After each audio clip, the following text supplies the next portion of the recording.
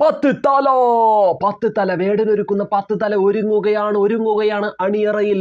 ഈ അടുത്തായി വേടൻ തന്നെ പറഞ്ഞു കഴിഞ്ഞു. ഇത്തിരി കൂടി സൂക്ഷ്മമായിട്ട്, ഇത്തിരി കൂടി നിരീക്ഷണ പാടവത്തോടു കൂടി തന്നെ എഴുതാനായിട്ടുള്ള കാര്യങ്ങളും പരിപാടികളായിട്ട് ഞാൻ മുന്നോട്ട് പോവുകയാണ്. അപ്പോൾ ഇത്തിരി സമയമെടുത്ത് എഴുതിയാലാണ് നല്ലത് നമുക്ക് കിട്ടുള്ളൂ. അല്ലാതെ ഇത്തിരി പെട്ടെന്ന് ഉണ്ടാക്കിയ നിമിഷ കവിയായിട്ട് മാറാനൊന്നും എനിക്ക് താല്പര്യമില്ല. അപ്പം ഞാൻ അങ്ങനെ 10 തല ഒരുക്കാനുള്ള പരിപാടിയിലാണ്. അപ്പം ഈ 10 തല ഇറങ്ങിക്കഴിഞ്ഞാൽ, 10 തല എന്ന് പറയുന്ന ഈ പാട്ട് ഇറങ്ങിക്കഴിഞ്ഞ ചിലർക്കൊക്കെ ചില പ്രശ്നങ്ങൾ ഉണ്ടാവും. ചിലരെന്നെ അടിക്കുമെന്ന് പറയുന്നു, വീഴ്ത്തുമെന്നും വെട്ടി അരിയുമെന്നൊക്കെ ആ വർത്താനത്തിൽ ഒരു സൂചന ഉണ്ടല്ലേ. അത് അടിക്കുമെന്നൊക്കെ പറഞ്ഞു കഴിഞ്ഞാൽ കൊല്ലുമെന്നായിരിക്കാം. കാരണം അടിച്ചടിച്ച് ഒരാളെ കൊല്ലുക എന്നൊക്കെ പറഞ്ഞ നിസ്സാരമായിട്ടുള്ള സംഭവമായി മാറിക്കൊണ്ടിരിക്കുകയാണ് നമ്മുടെ ഈ കാലഘട്ടത്തിൽ. ലോകത്തൊക്കെ പലയിടത്തും പല പ്രശ്നങ്ങളും ഉണ്ടാവുന്നു. അപ്പൊ വേടൻ ഒരുക്കുന്ന 10 തല ഇറങ്ങിക്കഴിഞ്ഞാൽ വേടന് പല വിധത്തിലുള്ള ഭീഷണികളാണ് മുടങ്ങുന്നത്. എന്ത് കോമഡി അല്ലേ, എന്ത് കോമഡിയാണ്, എന്തൊരു കോമഡിയാണ്. വേടൻ ഒരുക്കുന്ന 10 തല എന്താണ് എന്ന് കാണാനായിട്ട് കാത്തിരിക്കുന്ന ലക്ഷോപലക്ഷം ആളുകളുണ്ട്, കേൾക്കാൻ കാത്തിരിക്കുന്നവരുണ്ട്. അവരൊക്കെ കേൾക്കാൻ വേണ്ടി കാത്തിരിക്കുമ്പോൾ അവരുടെ മനസ്സ് പറയുന്നുണ്ടല്ലോ, വേടൻ എത്രയും പെട്ടെന്ന് താങ്കൾ അതൊന്ന് എഴുതി ഒന്ന് പുറത്തെത്തിക്കൂ, ഞങ്ങളൊന്ന് കേട്ട് ആസ്വദിക്കട്ടെ. എന്താണ് ഈ 10 തല, വേടന്റെ ഭാവനയിൽ വിരിയുന്ന 10 തല എന്താണ് പറയാൻ ഉദ്ദേശിച്ചിരിക്കുന്നത് എന്നൊക്കെ ഞങ്ങളൊന്ന് അറിയാൻ വേണ്ടി കാത്തിരിക്കുന്നു മിസ്റ്റർ വേടൻ എന്നാണ് എല്ലാവരും പറയുന്നത്. പക്ഷെ കുറച്ച് ഭാഗത്ത് കുറെ പേര് മാത്രം പറയുന്നു, ഈ പാട്ടിറങ്ങിയാൽ 10 തല ഇറങ്ങിയ വേടന്റെ അവസാനമാണ്, പണി കിട്ടൂട്ടാന്ന്. എന്ത് പണിയാണാവോ? കൂലിപ്പണി ആയിരിക്കാം ചിലപ്പോൾ. എന്ത് പണിയാവട്ടെ, കൂലിപ്പണി അത്ര മോശമായിട്ടുള്ള പണിയൊന്നുമല്ല. കൂലിപ്പണിക്കാരെ മികച്ച മനുഷ്യർ തന്നെയാണ്. കൂലിപ്പണി എടുത്ത് ജീവിക്കുന്നവർ ഒരുപാട് പേരുണ്ട് നമ്മുടെ നാട്ടിൽ. അപ്പൊ അവരൊക്കെ തന്നെയാണ് വേടന്റെ ശക്തി. അവര് കാണാനായിട്ട് കാത്തിരിക്കുകയാണ്. അപ്പൊ വേടന് പണി കൊടുക്കുമെന്ന് പറയുന്ന മുതലാളിമാരെയൊക്കെ ഒന്ന് സൂക്ഷിച്ചോ. നിങ്ങൾ സ്വയം കുഴിച്ച കുഴിയിൽ ചെന്ന് ചാടാതിരുന്നാൽ മതി. അപ്പൊ 10 തല ഇറങ്ങട്ടെ, അടിപൊളിയാവട്ടെ. ഈ 10 തല എന്ന് പറഞ്ഞിട്ടുള്ള ഒരു സിനിമ ഇറങ്ങിയിട്ടുണ്ട് തമിഴിൽ. അത് നമ്മുടെ ചിമ്പു ആണ് അഭിനയിച്ചത് നായകനായിട്ട്. സിലംബരസൻ ചിമ്പു അഭിനയിച്ചു. ആ സിനിമയിൽ അടിപൊളിയായിട്ടുള്ള ഒരു വേഷമാണ് ചിമ്പു ചെയ്തത്. ഒബേലിയൻ കൃഷ്ണ സംവിധാനം ചെയ്ത ചിത്രമായിരുന്നു 10 തലൈ. ആ ചിത്രത്തിൽ പ്രിയ ഭവാനി അഭിനയിച്ചിട്ടുണ്ട്, ചിമ്പു ആയിരുന്നു പ്രധാന നടൻ. അപ്പൊ ഈ 10 തല എന്നുള്ള പേര് കേൾക്കുമ്പോൾ തന്നെ വേടന്റെ മനസ്സിൽ ഉദിക്കുന്നതിന് മുമ്പായിട്ട് തന്നെ ആ പദപ്രയോഗത്തിന്റെ പ്രശസ്തി ആർജിച്ചുകൊണ്ട് ഒരു സിനിമ ഇറങ്ങിയിരിക്കുന്നു എന്നാണ് ഞാനിവിടെ പറഞ്ഞത് കേട്ടോ. വേടൻ ഒരുക്കുന്ന 10 തലയിലെ കേന്ദ്ര കഥാപാത്രം നമ്മുടെ രാവണനാണ്. 10 തലയുള്ള രാവണൻ. അതുകൊണ്ട് തന്നെയാണ് 10 തല എന്നുള്ള പേര് ആ ആൽബത്തിന് നിർദ്ദേശിച്ചിട്ടുള്ളത്. 10 തല. ഈ രാവണന്റെ ഒരു പ്രത്യേകതയുണ്ട്. 10 കാര്യങ്ങൾ ഒരു നിമിഷത്തിൽ തന്നെ പല രീതിയിൽ തന്നെ ചെയ്യാൻ കഴിവുള്ള ഒരു മനുഷ്യനായിട്ടാണ് രാവണനെ സൂചിപ്പിച്ചിട്ടുള്ളത്. 10 കാര്യങ്ങൾ നിമിഷ വേഗത്തിൽ ചെയ്യാനായിട്ട് അദ്ദേഹത്തിന് സാധിക്കും. അതുകൊണ്ട് തന്നെ അദ്ദേഹത്തിന്റെ 10 തല ബുദ്ധിയുടെ കാര്യത്തിൽ ഏറ്റവും മികച്ച ഒരു ഒരു അടയാളം തന്നെയാണ്. പിന്നെ രാവണൻ നല്ലൊരു കലാകാരനാണ് കേട്ടോ. അത് ചരിത്രത്തിലൊക്കെ സൂചിപ്പിക്കുന്നുണ്ട്. രാവണൻ അതിവേഗത്തിൽ ഏത് കലാപരമായിട്ടുള്ള കാര്യങ്ങളും ചെയ്യാനുള്ള മിടുക്ക് രാവണനുണ്ട്. പിന്നെ അതീവ ബലവാനാണ്, കരുത്തനാണ്, ശക്തനാണ്. രാവണന്റെ രാജ്യഭരണത്തിൽ ശ്രീലങ്കയാണ് അദ്ദേഹത്തിന്റെ നാടായിട്ട് കരുതപ്പെടുന്നത്. ലങ്കാധിപനായുള്ള രാവണന്റെ ആ രാജ്യഭരണത്തിൽ രാവണന്റെ പ്രജകളെല്ലാം സന്തുഷ്ടരായിരുന്നു എന്ന് വരെ നമ്മൾ ചരിത്രങ്ങൾ നമുക്ക് പറഞ്ഞു തരുന്നുണ്ട്. പിന്നെ രാവണൻ ശിവഭക്തനായിരുന്നു, ഒരു സമ്പൂർണ്ണ ശിവഭക്തനായ രാവണനെ അതിവേഗത്തിലൊന്നും തോൽപ്പിക്കാൻ കഴിയില്ല എന്നാണ് ഈ ചരിത്രത്തിൽ ഐതിഹ്യങ്ങളായിട്ടുള്ള വായനയിൽ നിന്നൊക്കെ നമുക്ക് കിട്ടുന്നത്. കാരണം അത്രയേറെ ശിവഭക്തനാണ്. ശിവന്റെ വളരെ ശക്തി ആർജിച്ചിട്ടുള്ള പല വരങ്ങളും രാവണന് കിട്ടിയിട്ടുണ്ട്. അങ്ങനെ ഒരു മികച്ച വലിയൊരാൾ തന്നെയാണ് രാവണൻ. അപ്പം നമ്മൾ രാവണനെ ചെറുതാക്കി കാണിക്കേണ്ട കാര്യമില്ല എന്നാണ് എനിക്ക് പറയാനുള്ളത്. ഞാൻ അറിഞ്ഞ കാര്യങ്ങൾ വെച്ചാണ് ഈ പറയുന്നത്. പിന്നെ ഈ രാവണന്റെ വേറൊരു പ്രത്യേകതയും കൂടിയുണ്ട് ശ്രീലങ്കനെ പറ്റി. ഇന്നിരിക്കുന്ന ശ്രീലങ്ക അല്ല രാവണന്റെ യഥാർത്ഥ രാജ്യമെന്ന് പറയപ്പെടുന്നു. രാവണൻ ഭരിച്ച ശ്രീലങ്ക, ആ ലങ്ക നൂറ്റാണ്ടുകൾക്ക് മുമ്പ് കടലെടുത്ത് അതിങ്ങനെ സമുദ്രത്തിനടിയിലായി പോയെന്നാണ് പറയപ്പെടുന്നത്. തെക്ക് കിഴക്ക് ഭാഗത്തായിട്ട് സമുദ്രത്തിനടിയിൽ ഇങ്ങനെ ഉറങ്ങിക്കിടക്കുകയാണ് ആ ലങ്ക എന്ന് പറയപ്പെടുന്നു. ഈ ശ്രീലങ്ക എന്ന് പറഞ്ഞിട്ടുള്ള നമ്മുടെ രാജ്യം, ഈ അടുത്ത അയൽപക്ക രാജ്യമായിട്ടുള്ള ശ്രീലങ്ക ആദ്യമായിട്ടൊരു ഉപഗ്രഹം പുറത്തിറക്കി. ആ ഉപഗ്രഹത്തിന് അവർ കൊടുത്ത പേരെന്താണെന്നറിയാമോ? സാക്ഷാൽ രാവണന്റെ പേര്, രാവണൻ 1.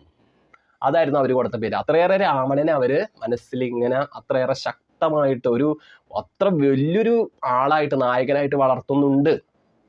ഒരുപക്ഷെ നമ്മുടെ നാട്ടിലേക്ക് വന്ന രാവണനേക്കാളും കൂടുതൽ നമ്മുടെ നാട്ടിലുള്ളവർക്കൊക്കെ പ്രാധാന്യം രാമനോടാണ്. അതെല്ലാവർക്കും അറിയാം. രാമന്റെ ഒരുപാട് ക്ഷേത്രങ്ങൾ നമ്മുടെ നാട്ടിലുണ്ട്. ശ്രീരാമ ഭഗവാന്റെ ഒരുപാട് ക്ഷേത്രങ്ങൾ നമ്മുടെ നാട്ടിലുണ്ട്. അതെന്തോ ആവട്ടെ, രാമനെ നമ്മൾ ഒരിക്കലും മോശമായിട്ട് ഇവിടെ പറയുന്നില്ല. പക്ഷെ വേടന്റെ ആൽബത്തിൽ വേടൻ ഒരുക്കുന്ന ആ നായക കഥാപാത്രം, കേന്ദ്ര കഥാപാത്രം രാവണനാണ്. അത് 10 തല വെച്ചിട്ടുള്ള രാവണന്റെ പാട്ടിനെ കൃത്യമായ രീതിയിൽ അതിന്റെ അർത്ഥതലങ്ങളൊന്നും ചോർന്നു പോകാതെ തന്നെ എടുത്തിട്ടാണ് വേടൻ അത് തയ്യാറാക്കാനായിട്ടുള്ള പരിപാടികളായിട്ട് ഇങ്ങനെ മുന്നോട്ട് പോകുന്നത്. പുള്ളിയുടെ എഴുത്തും കാര്യങ്ങളൊക്കെ ഇങ്ങനെ നീളെ പോയിക്കൊണ്ടിരിക്കുകയാണെന്നാണ് വേടൻ തന്നെ പറയുന്നത്. അപ്പൊ വേടൻ ഈ പാട്ട് ഇറക്കാൻ പോകുന്നതെന്ന് കേൾക്കുമ്പോൾ ചൊറിച്ചലോട് കൂടി വേടനെതിരെ ഭീഷണി സ്വരം മുഴക്കുന്നവർ ഒന്ന് ശ്രദ്ധിക്കുക. നിങ്ങൾ എന്ത് കാര്യത്തിനാണ് ഈ കോമഡി ഡയലോഗുകളൊക്കെ ഇങ്ങനെ വെറുതെ ഇങ്ങനെ ചവറ് മുഴുക്ക ഇങ്ങനെ പറഞ്ഞു കൂട്ടുന്നത്? വേടൻ ഒരുക്കട്ടേന്നേ, വേടൻ ആ പാട്ട് ഇറക്കട്ടെ. അതുപോലെ നിങ്ങളും നിങ്ങൾക്ക് കഴിയും വിധത്തിലുള്ള പാട്ടുകൾ ഇറക്കൂ. അങ്ങനെയൊക്കെ അല്ല ഫൈറ്റ് ചെയ്യേണ്ട. അല്ലാതെ ഒരാൾ പാട്ടിറക്കാൻ പോണെന്ന് പറയുമ്പോൾ തന്നെ അവനെ കൊല്ലും, അവനെ വെട്ടും, അവനെ തട്ടും, അവനെ തീർക്കും എന്നൊക്കെ പറയണത് വളരെ കട്ട കോമഡിയാണ്. കട്ട കോമഡി തന്നെയാണ്, അതിലൊരു സംശയവും വേണ്ട. അത് അങ്ങനെ തന്നെ അല്ലേ? ഒന്ന് ചിന്തിച്ചു നോക്ക്. ഇപ്പൊ നിങ്ങൾ തന്നെ ഒരു പ്രമുഖമായിട്ടുള്ള സംഭവത്തെ കുറിച്ച് ഒരു പാട്ട് ഇറക്കാൻ പോകുന്നു എന്ന് പറയുമ്പോൾ വേറൊരാൾ ഒരു ഭാഗത്തിരുന്നിട്ട് പറയണം, ഇതറക്കി കഴിഞ്ഞ് ഇവനെ തീർത്ത് കളയും, ഇവനെ ഇവിടെ വെച്ചേക്കില്ലെന്ന് പറഞ്ഞാൽ വെച്ചേക്കില്ലട്ടാ, അങ്ങനെയൊക്കെ പറഞ്ഞു കഴിഞ്ഞാൽ നിങ്ങൾക്ക് തന്നെ തോന്നൂലേ നീയൊക്കെ എന്തോ ആടായി പറയണെന്ന് തോന്നൂലേ? അത് തന്നെയാണ് ഇവിടെ സംഭവിക്കുന്നത്. അപ്പൊ ഒന്ന് ചിന്തിക്ക്.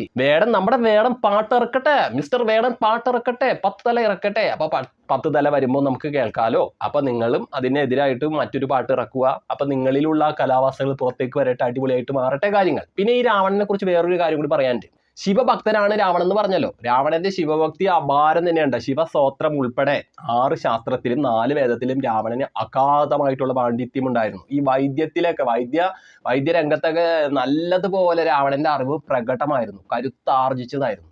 ഈ എന്താ പറയാ, എതിരാളികളുടെ മനസ്സ് വായിക്കാനുള്ള കഴിവ് രാവണനുണ്ടായിരുന്നു. ഇപ്പൊ എതിരാളികൾ ചിന്തിക്കുന്നത് രാവണനെ തീർക്കണം എന്നുള്ള ഒരു ചിന്തയാണെങ്കിൽ രാവണൻ ഞൊടിയിടയിൽ വേഗം തന്നെ അവരുടെ മനസ്സിനെ പെട്ടെന്ന് മായാജാലത്താൽ മാറ്റാനുള്ള കഴിവ് രാവണന് ഉണ്ടായിരുന്നു എന്ന് പറയപ്പെടുന്നു. പിന്നെ വേറൊരു പ്രത്യേകമായിട്ടുള്ളൊരു കാര്യം കൂടി ഉണ്ട്. ഇപ്പൊ സീത, നമ്മളിപ്പോ കൂടുതലും കേട്ടിട്ടുള്ളത് ശ്രീരാമന്റെ പത്നി സീതേനെ രാവണൻ തട്ടിക്കൊണ്ടുപോയി എന്നാണ്. പക്ഷെ അതിൽ പ്രകടമായിട്ടുള്ള സംഭവമുണ്ട്. ജൈന രാമായണത്തിൽ പറയുന്നുണ്ട്, രാവണന്റെയും മണ്ഡോദരിയുടെയും മൂത്ത പുത്രിയാണ് സീത എന്ന് പറയപ്പെടുന്നു. അതായത് രാവണന് ആദ്യം ജനിക്കുന്ന കുഞ്ഞ്, ഏത് കുഞ്ഞായാലും, ഇപ്പൊ പെൺകുട്ടിയായാലും ആൺകുട്ടിയായാലും, ആ കുഞ്ഞ് മൂലം ആ ലങ്ക മൊത്തമായിട്ട് നശിക്കുമെന്നും രാവണന് നാശം വരുമെന്നും ജീവന് ആപത്ത് വരുമെന്നും ഒക്കെ അങ്ങനെ ഒരു ഐതിഹ്യം ജൈന രാമായണത്തിൽ പറയുന്നുണ്ട്. അപ്പൊ ആ കാരണത്താൽ തന്നെ മന്ത്രി വേഗം തന്നെ ഈ ആദ്യം പിറന്ന കുഞ്ഞ്, ഈ പെൺകുട്ടി ജനിച്ചു കഴിഞ്ഞ അപ്പം തന്നെ ഈ പെൺകുഞ്ഞിനെ ഒരു മുത്തുപെട്ടിയിലാക്കി ഇങ്ങനെ ഭൂമിയിൽ കൽപ്പയുടെ ചോട്ടിലായിട്ട് കൊണ്ടുവന്ന് വെച്ചു. അപ്പൊ അവിടത്തേക്ക് കടന്നു വന്ന ജനക രാജാവ് പെട്ടെന്ന് ഈ പെട്ടി തുറന്നതും കുഞ്ഞിനെ കണ്ടെത്തിയതും ഭൂമിയിൽ നിന്നൊരു കുഞ്ഞിനെ എനിക്ക് കിട്ടി, അതായത് കിളച്ചു മറഞ്ഞ മണ്ണിൽ നിന്ന് എനിക്കൊരു കുഞ്ഞിനെ കിട്ടി എന്നുള്ള വിശ്വാസത്തോടു കൂടി എടുത്തു എന്നാണ് ജൈന രാമായണത്തിൽ പറയപ്പെടുന്നത്. അത് എല്ലാവരും ശ്രദ്ധിക്കേണ്ടതാണ്. ജൈന രാമായണത്തിൽ കൃത്യമായിട്ട് പറയുന്നുണ്ട്. ആ ഒരു രീതിയാണ് ലങ്കയിലൊക്കെ എല്ലാവരും അത് ഫോളോ ചെയ്ത് പോകുന്നതെന്നാണ് എനിക്കറിയാൻ സാധിച്ചിട്ടത്. എൻ്റെ മാത്രം അറിവായിരിക്കും, എല്ലാവർക്കും അങ്ങനെ അറിയണമെന്നില്ല. എല്ലാവരുടെ പുതിയ അറിവുകളും കാര്യങ്ങളും ഉണ്ടെങ്കിൽ, എനിക്കറിയാൻ പാടില്ലാത്ത അറിവുകൾ ഉണ്ടെങ്കിൽ എല്ലാവരും കമന്റുകളായിട്ട് അറിയിക്കണം. അപ്പൊ അങ്ങനെ ഒരു സംഭവം ഉണ്ട് രാവണനെ പറ്റി. പിന്നെ രാവണൻ താന്ത്രവിദ്യയിലൊക്കെ വളരെ മികവുറ്റ മനുഷ്യൻ തന്നെയായിരുന്നു. കാരണം അദ്ദേഹത്തിന് പെട്ടെന്നൊന്നും അങ്ങനെ തോൽപ്പിക്കാനായിട്ട് ഒരു സാധാരണ മനുഷ്യന് സാധിക്കാത്ത രീതിയിലുള്ള കഴിവും കരുത്തും രാവണൻ ഉണ്ടായിരുന്നു. അത്രയേറെ ശാസ്ത്രവിദ്യയിലും താന്ത്രവിദ്യയിലും ഒക്കെ വേദങ്ങളിലൊക്കെ അദ്ദേഹം ഭയങ്കര നിപുണനായിരുന്നു. പിന്നെ ഒരു കാര്യം കൂടി ഉണ്ട്. ഈ രാവണൻ സീതേനെ തട്ടിക്കൊണ്ട് വന്നിട്ട് സീതേനെ താമസിപ്പിച്ചത് അശോക മരത്തിന്റെ ചോട്ടിലാണ്. ഈ അശോക മരത്തിന്റെ ഒരു പ്രത്യേകതയുണ്ട്. നമ്മുടെ നാട്ടിലൊക്കെ ഒട്ടുമിക്ക തറവാട്ട് വീടുകളിലൊക്കെ ഈ അശോകമരം അവർ വളർത്തുമായിരുന്നു. ഇപ്പൊ നമ്മുടെ വീട്ടിലൊക്കെ ഒരു 3.5 സെന്റ് 4 സെന്റൊക്കെ ഉള്ളിടത്തൊന്നും അത് വെക്കാൻ പറ്റിയെന്ന് വരില്ല. പക്ഷെ വലിയ ഇല്ലങ്ങളിലൊക്കെ എല്ലായിടത്തും ഉണ്ടായിരുന്നു. ഈ അശോകമരത്തിന്റെ പ്രത്യേകത എന്ന് പറഞ്ഞു കഴിഞ്ഞാൽ 10 വർഷം കഴിഞ്ഞാണ് അത് പൂക്കുന്നത് തന്നെ. അപ്പൊ ആ ഒരു കുഞ്ഞ് ജനിക്കുന്ന വേളയിലായിരിക്കും അവിടെ ഒരു അശോകമരം അവർ നടുന്നത്. അപ്പൊ ആ മരം വളർന്നു വരുന്നതും ഈ കുഞ്ഞിന്റെ പ്രായവും തമ്മിൽ നല്ലതുപോലെ ഒരുപോലെ അങ്ങനെ വളർന്നു വരികയും ഈ കുട്ടി പ്രായപൂർത്തിയാവില്ല. 10 വയസ്സിൽ ഈ മരം പൂക്കുന്ന വേളയിലാണ് ഈ കുഞ്ഞ് പ്രായപൂർത്തിയാവുന്നത്. അപ്പൊ ആ മരവും ഈ കുഞ്ഞും തമ്മിൽ നല്ലതുപോലെ ഒരു അഭേദ്യമായിട്ടുള്ള ഒരു ബന്ധം തന്നെ ഉണ്ടാവുന്നു. വളരെ ആരോഗ്യപരമായിട്ടുള്ള കാര്യങ്ങൾക്കും കരുത്താർജിക്കുന്ന ഒരു മനസ്സിന്റെ ആരോഗ്യത്തിനും ഒക്കെ ഈ അശോകമരത്തിന്റെ ഒരു ഐശ്വര്യം ആ കുഞ്ഞിനും ആ വീട്ടുകാർക്കും ഉണ്ടാകുമെന്നൊക്കെ ഒരു വിശ്വാസം നമ്മുടെ നാട്ടിൽ പണ്ട് മുതൽക്ക് ഉണ്ടായിട്ടുണ്ട്. അപ്പൊ ഈ അശോകമരവും അശോകവാടികയിലാണ് നമ്മുടെ സീതേനെ കൊണ്ടുവന്ന് താമസിപ്പിച്ചതും എന്നുള്ള നിറയെ ഐതിഹ്യ കഥകൾ ഉണ്ട് കേട്ടോ. അതൊക്കെ നിലനിൽക്കുന്നതാണ്. ഓരോ ചരിത്രകാരന്മാരും പണ്ഡിതന്മാരും ശ്രേഷ്ഠ മുനികളൊക്കെ ഇങ്ങനെ എഴുതി പറഞ്ഞിട്ടുള്ള കാര്യമാണ് ഞാനിവിടെ സൂചിപ്പിച്ചിട്ടുള്ളത്. അപ്പൊ ഈ അശോകമരത്തിന്റെ ഒരു പ്രാധാന്യം രാവണന്റെ ഈ രാവണ കഥയിൽ നിന്നൊക്കെയാണ് കൂടുതലായിട്ട് നമ്മുടെ ജനങ്ങൾക്കിടയിലേക്ക് വ്യാപിച്ചതെന്നുള്ള ഒരു വിശ്വാസം കൂടി ഉണ്ട് കേട്ടോ. അപ്പൊ എല്ലാവരും ചിന്തിക്കുന്ന പോലെ രാവണൻ കട്ട കലിപ്പൊന്നല്ല. രാവണന്റെ പ്രജകളൊക്കെ രാവണന്റെ ഭരണത്തിൽ ഭയങ്കര സന്തുഷ്ടരായിരുന്നു എന്നാണ് ചരിത്രം നമുക്ക് പറഞ്ഞു തരുന്നത് തന്നെ. അപ്പൊ അത്രയേറെ ബലവാനും കരുത്താർജിച്ച മനുഷ്യനുമായ രാവണനെ പറ്റി നമ്മുടെ വേടൻ പാട്ടൊരുക്കുന്നു. പിന്നെ ഈ രാവണന്റെ ഈ 10 തലകൾ ഉണ്ടല്ലോ, രാവണൻ എന്ന് പറഞ്ഞ ആ പേരുണ്ടല്ലോ, ആ പേരിന്റെ ഒരു അർത്ഥം പറയുന്നത് അലറുന്നവൻ എന്നാണ്. അലറുന്നവൻ. അപ്പൊ ഒരു അലർച്ചയായിട്ട് ഈ എല്ലാ ജനങ്ങളുടെയും കാതോരം മുഴങ്ങട്ടെ. ഈ വേടന്റെ പാട്ട് 10 തലയെന്നുള്ള പാട്ട് വളരെ ഗംഭീരമായിട്ട് ഇങ്ങനെ ഇടിനാദം പോലെ മുഴങ്ങുന്ന രാവണന്റെ ഓരോ കാൽപാദം എടുത്തു വെക്കുമ്പോൾ ഇടിനാദത്തിന്റെ മുഴക്കമായിട്ട് മാറുന്നുണ്ടല്ലോ. ആ ഒരു മുഴക്കമായിട്ട് വേടന്റെ പാട്ട് ഇങ്ങനെ പ്രതിധ്വനിക്കട്ടെ എന്ന് നമ്മൾ ആശംസിക്കുകയാണ്.